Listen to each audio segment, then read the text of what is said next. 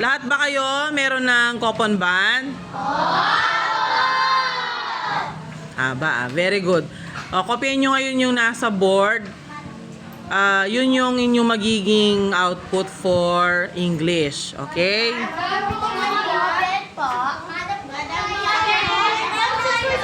Teka, isa-isa lang. Oo, isusulat. Hindi pwede mag-red ball pen. Mag-black ball pen kayo. Ha? Wala namang drawing, kukulayan mo. Green ball, black ball pen. Black lang. Sabi ko black ball pen. Wala namang idodrawing, bakit maglalapis kayo? Pwede na. Sige, magsulat na kayo. Sa coupon ban, di ba binigyan ko kayong coupon ban?